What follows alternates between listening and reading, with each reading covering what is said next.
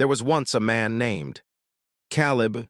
He had a loving wife, two healthy children, a small house, a growing business, and enough food to eat every day. It wasn't a luxurious life, but it was a happy one. Every evening, his family gathered around the dinner table. They laughed, shared stories, and thanked God for another day together. But one day, everything changed. A wealthy businessman moved into the town. His mansion was enormous. His cars were the finest anyone had ever seen. He wore expensive clothes, hosted extravagant parties, and everyone seemed eager to be around him. Caleb couldn't stop watching. Soon, he began comparing his life to the businessman's. My house is too small. My car is too old.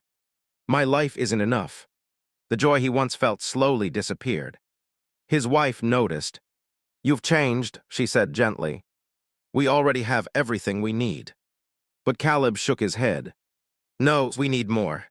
So he worked longer hours. He stopped eating dinner with his family. He missed birthdays, skipped anniversaries, ignored his children's school performances.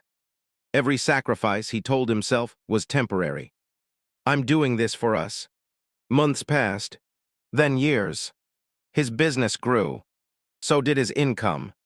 But strangely, his happiness never returned. Because every time he earned more, someone else seemed to have even more. A bigger house, a newer car, a more luxurious vacation. The finish line kept moving. One evening, the wealthy businessman invited Caleb to an exclusive party. The mansion was filled with people laughing loudly.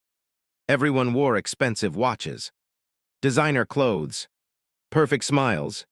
They took countless photographs, posting them online for the world to admire. Caleb looked around and thought, this is the life I want. He borrowed money to buy a luxury car, then a larger house, then expensive clothes. Everything had to look successful, even when he couldn't afford it. His debts grew quietly, but his pride grew louder. He refused to admit he was struggling. One morning the bank arrived. His loans had become impossible to repay. His business collapsed. His house was taken. His luxury car disappeared. Everything he had worked for was gone. Broken and ashamed, Caleb walked through town. As he passed the wealthy businessman's mansion, he noticed moving trucks outside. Curious, he asked a worker, what's happening? The worker laughed softly. The owner never had any real wealth. Everything you saw was borrowed. The mansion was rented. The cars were leased. The parties were paid for with loans. He owed more money than anyone in this town. Caleb stood frozen. He had destroyed his real life, trying to imitate someone who had been pretending all along. That evening, Caleb returned to the small apartment where his wife and children now lived. He expected anger. Instead, his little daughter ran into his arms. We missed you, Dad. His wife smiled through tears. We never wanted a mansion. We only wanted you. Caleb broke down crying. For years, he had chased things that looked valuable, while ignoring the people who truly were.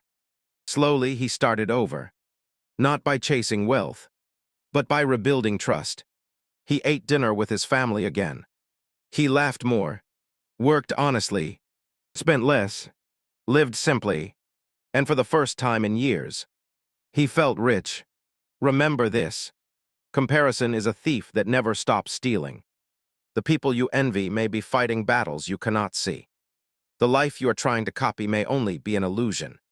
True success is not living to impress strangers. It is living in a way that brings peace to your heart and love to your home. Never trade what is real for something that only looks valuable.